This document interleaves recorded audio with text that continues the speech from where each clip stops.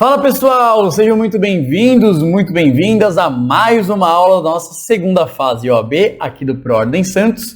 Hoje ela comigo, professor Caio Rangel. Se quiser falar comigo, adiciona lá, Instagram, @professor Caio Rangel. A gente troca uma ideia, eu tiro suas dúvidas, você faz lá suas críticas, seus elogios, fala da vida, mas o importante é você passar. Hoje a gente vai falar sobre 3 ações: ação monitória, ação de prestação de contas e ação de exibição de documentos. São ações cíveis que são aplicadas no processo do trabalho. Sim, são ações do CPC que são aplicadas aqui na nossa área trabalhista. Então, vamos começar? Primeiro, pela ação monitória. Olha só, imagina você, trabalhador, que recebe seu salário por meio de cheque. A empresa te pagou por meio de cheque. Só que você esqueceu de sacar o cheque. Meu Deus! Você, trabalhador, está tão rico que esqueceu de sacar esse cheque. Passou lá 3 meses, você falou, meu Deus, o cheque daquele mês eu esqueci. Vou lá no banco agora pagar.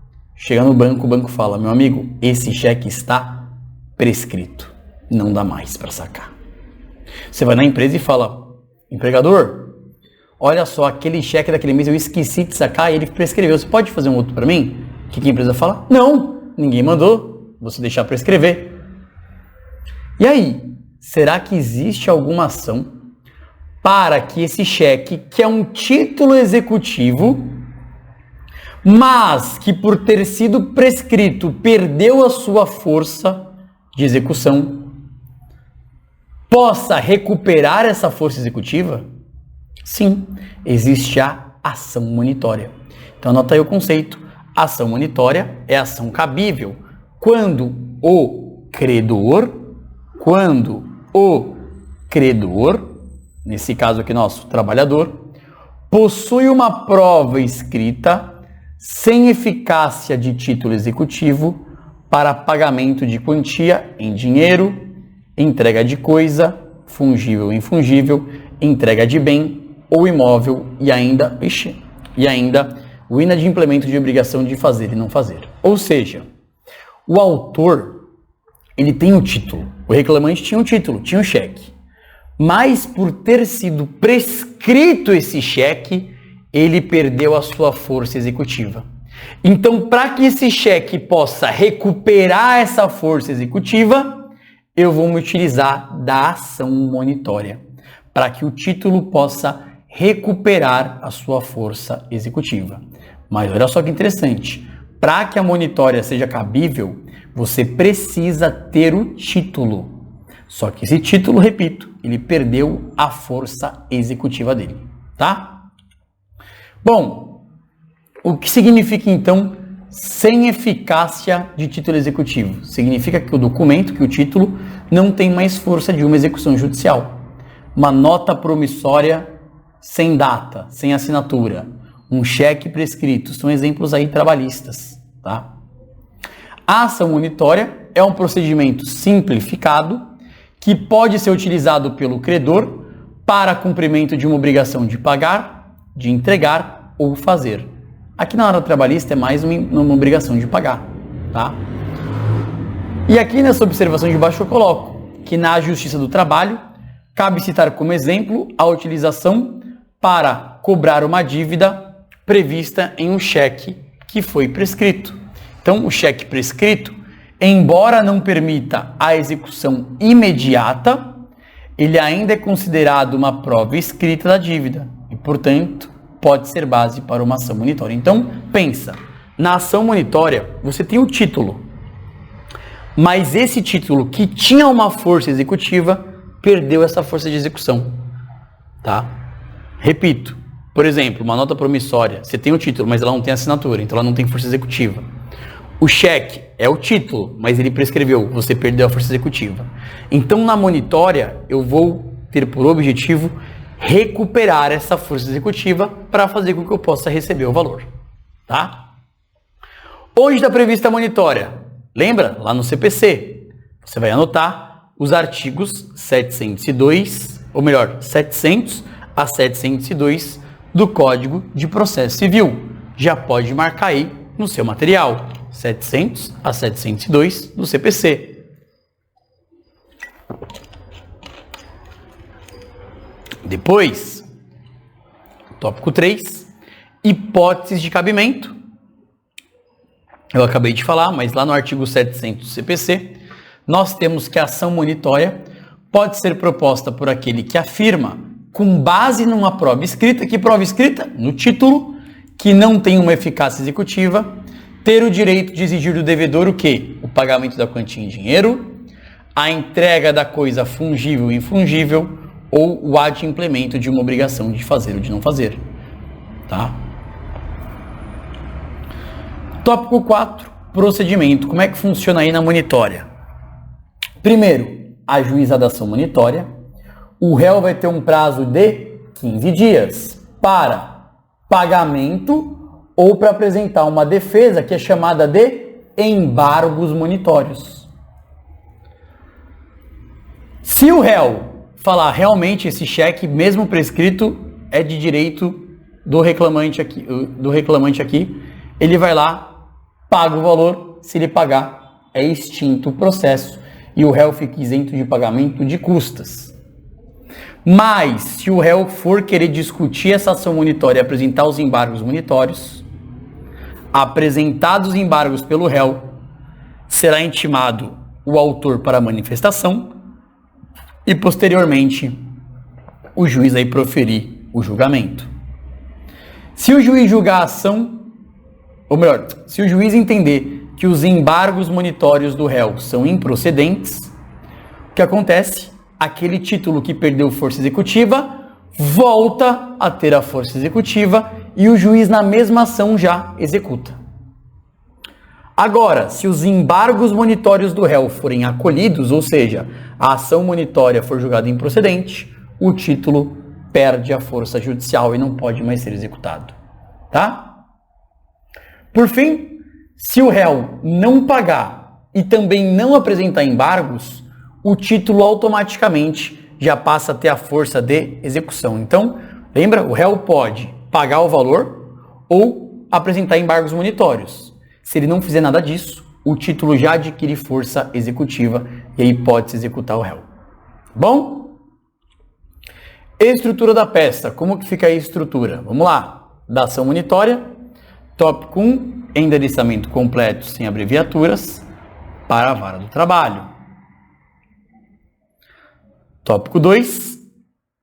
Qualificação do autor. Aqui vara do trabalho, respeitando a regra do artigo 651 da CLT. Lembra? Vai ser ajuizada na vara do local de prestação de serviço. Tópico 2. Qualificação completa do autor. Normalmente aqui o reclamante, os 11 itens. Mas se for a reclamada, os 4 itens. Depois, tópico 3. Você vai fazer menção ao advogado, com procuração e endereço com CEP. Menção do advogado, com procuração e endereço com CEP.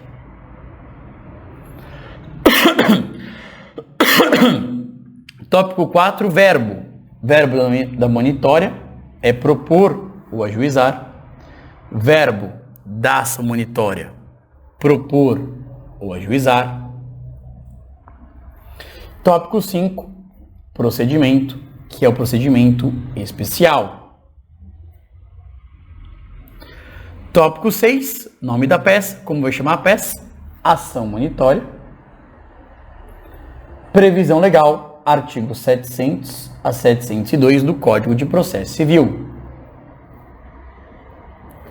Tópico 7, qualificação completa do réu. Tópico 7, qualificação completa do réu. Tópico 8, fatos. Tópico 8, fatos. E tópico 9, fundamentação jurídica. Aqui que você vai fazer a tese de que seu título tem que voltar a ter força executiva. Tópico 10, pedidos. O que você vai pedir aqui? A procedência da ação monitória, condenando o réu ao pagamento do valor do título. Lembra? Aqui você já faz com que o seu título recupere a força executiva e no mesmo processo já executa o réu.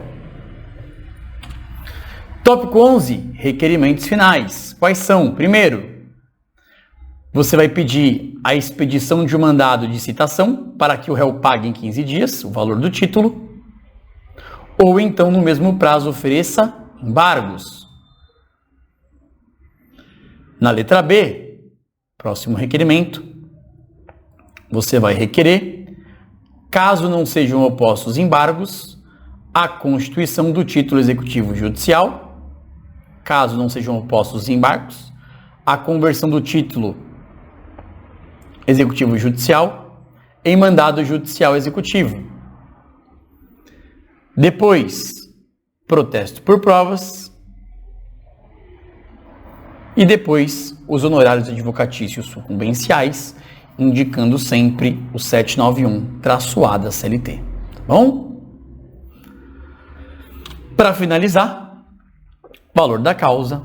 Para finalizar, valor da causa e o encerramento da peça. Nesses termos, pede deferimento, local e data divulgado, OAB. Dito isso, próxima ação. Ação de prestar ou exigir contas. Ação de prestação ou de prestar contas barra exigir contas. Anota o conceito.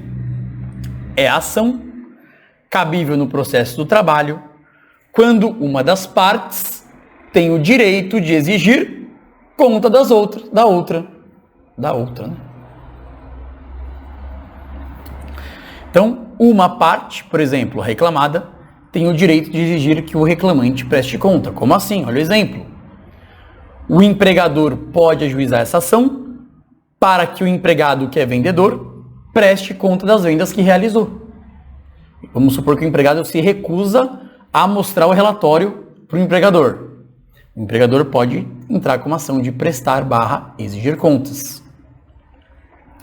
Ela tem previsão também no CPC, mas nos artigos 550 a 553 do CPC, artigos 550 a 553 do CPC, você vai marcar no seu material. E qual que é o procedimento dessa ação? Anota aí. Ajuizada a ação, o réu será citado no prazo de 15 dias para que preste contas ou apresente a contestação. Se o réu prestar contas, o autor vai ter um prazo de 15 dias para se manifestar sobre essa conta apresentada. Mas o réu pode querer contestar. Se o réu quiser contestar a ação, a impugnação deve ser fundamentada e específica.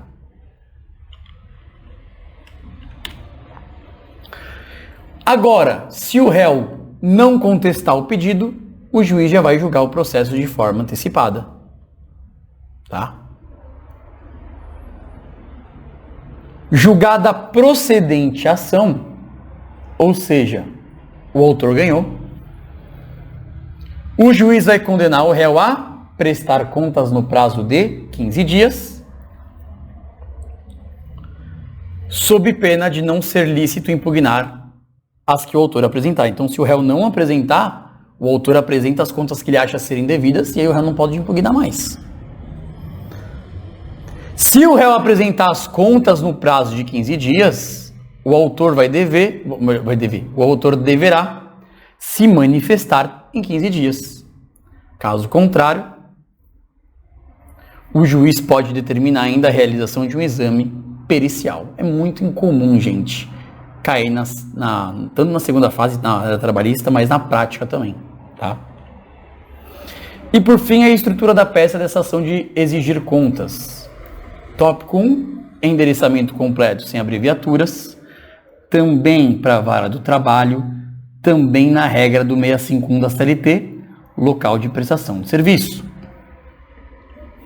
Tópico 2, qualificação completa do autor. Lembra? Se for o empregador, 4 itens. Se for o empregado, 11 itens. Tópico 3, menção do advogado com procuração e endereço com CEP. Menção do advogado com procuração e endereço com CEP. Tópico 4, verbo. Verbo aqui, propor ou ajuizar. Verbo aqui, propor ou ajuizar. Tópico 5, procedimento, que também é procedimento especial, é um procedimento especial cível aplicado ao processo de trabalho. Tópico 6, nome e fundamentação da peça. Nome da peça, você pode colocar ação de prestação de contas ou ação de exigir contas. E você vai indicar os artigos 550 a 553 do Código de Processo Civil, do CPC. Do Código de Processo Civil, do CPC. Depois, tópico 7, qualificação completa do réu. Qualificação completa do réu. Tópico 8, fatos. Aquilo que não pontua, mas tenta na sua peça. Tópico 9 é a fundamentação jurídica. São as teses da sua ação de exigir de contas ou prestar contas. E tópico 10, pedidos. Quais são os pedidos aqui? Procedência da ação, condenando o réu a exibir contas. Condenando o réu a exibir contas. Tópico 11, requerimentos finais. Quais são? A intimação do réu para que apresente as contas no prazo de 15 dias, ou então que apresente contestação. Letra B. Você vai requerer que, caso não apresentada a contestação, que o processo seja submetido a julgamento antecipado. Letra C. Protesto por provas. E letra D. Requerer os honorários advocatícios sucumbenciais. Lembra, sempre indicando 791-A da CLT. Depois, tópico 12. Valor da causa. E tópico 13, o encerramento da peça. E tá aí o modelinho para você. Para fechar, a ação de exibição de documentos é muito parecido com a ação de exigir contas. Mas aqui, o que se pretende à parte? Obter um documento ou um objeto que se pretende utilizar como prova. Então, o empregador tem em posse dele uma prova cabal. O empregado tem um objeto ou um documento cabal aí para o processo. Você pode tentar ajuizar uma ação de exibição de documentos. Essa ação pode ser requerida contra o adversário, sendo um incidente processual. Então, está dentro do processo, entre reclamante e reclamada. Se for requerida dentro desse processo, vai ser um incidente processual. E também pode ser requerida contra um terceiro. Por exemplo, o terceiro tem a posse de um documento ou de um objeto. Eu posso ajuizar uma ação de documentos contra um terceiro que não faz parte do processo. Também será um incidente processual. Onde está prevista? Amparo legal. Artigos 396 a 404 do Código de Processo Civil, do CPC. E olha só o que diz o 396. O juiz pode ordenar que a parte exiba documento ou coisa que se encontra em seu poder.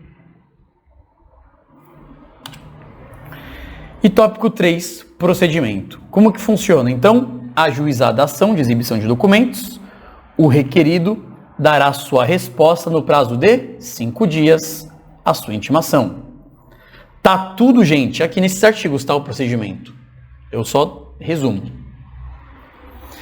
Depois, se o requerido afirmar que não possui o documento ou a coisa, o juiz vai permitir que o requerente prove que essa declaração não é verdadeira. Então, o requerido falou, eu não tenho esse documento comigo, nem essa coisa. O juiz vai dar uma oportunidade para que o requerente, para que a parte autora prove que ele está mentindo, que sim, ele está com o documento, ele está com a coisa. Se o documento ou a coisa estiver em posse ou poder de um terceiro, o juiz vai ordenar a sua citação para que ele também se manifeste num prazo de 15 dias. O terceiro vai ter direito de se manifestar, claro, contraditório e ampla defesa. Se o terceiro negar também a obrigação de exibir o documento ou a posse do objeto, o juiz pode designar uma audiência especial para tomar o depoimento das partes e, se necessário, testemunhas, proferindo uma decisão. Se o terceiro, de forma injustificada, ou seja, sem justo motivo, se recusar a exibir o documento ou a coisa, o juiz vai ordenar que ele faça isso, que ele deposite a coisa ou o documento em cartório ou em algum outro local designado no prazo de 5 dias, sob pena dele ressarcir as despesas que o requerente tiver. E se mesmo assim o terceiro descumprir a ordem, o juiz pode expedir um mandado de apreensão, requisitando, se necessário, força policial, sem prejuízo de crime de desobediência. Então, o terceiro, se ele negar, o juiz primeiro, ele pode, num prazo de 5 dias, pedir para que ele deposite o documento ou a coisa em um cartório ou em um outro local designado. Se mesmo assim ele descumprir essa ordem, aí o juiz pode expedir um mandado de apreensão e, inclusive, ser investigado o terceiro por crime de desobediência. Tá? Por fim, estrutura da peça. Como é que fica essa peça? Muito parecida com as demais. Primeiro tópico, endereçamento completo sem abreviaturas. E aqui a mesma regra para a vara do trabalho, com a regra do 651 da CLT, que é o local de prestação de serviço. Depois, qualificação completa do autor. Depois, qualificação completa do autor. Depois, menção do advogado com procuração e endereço com CEP. Menção do advogado com procuração e endereço com CEP. Depois, tópico 4, verbo. Verbo aqui, propor ou ajuizar. Verbo aqui, propor, ajuizar. Tópico 5, procedimento. Procedimento aqui é especial. Tópico 6, nome da peça. Como vai chamar a peça? Ação de exibição de documentos ou de coisa. E você vai fundamentar no 396 a 404 do CPC. Depois, tópico 7, qualificação completa do réu. Qualificação completa do réu. Tópico 8, tópico dos fatos, aquilo que não pontua, mas tenta na sua peça. Tópico 9, teses ou fundamentação jurídica. Teses ou fundamentação jurídica. E tópico 10, pedidos. O que a gente vai pedir aqui? A procedência da ação, condenando o réu a exibir o documento ou a coisa, para que ele exiba o documento ou a coisa. Tópico 11, requerimentos finais. Aqui, a intimação do réu para que no prazo de 5 dias exiba a coisa ou documento. O protesto por prova que você já conhece. E os honorários advocatícios sucumbenciais, indicando o artigo 791-A da CLT. Depois, tópico 12, valor da causa. E tópico 13, o encerramento da peça. Beleza? Então tá aí o modelinho da ação de exibição de documentos. Lembrando, qualquer dúvida, me procura no Instagram, @professor Caio Rangel, que eu te ajudo a sanar até o dia da prova. Gente, fico por aqui. Continuem firmes e fortes nos estudos. Um grande beijo, um grande abraço. Te vejo em breve e até já.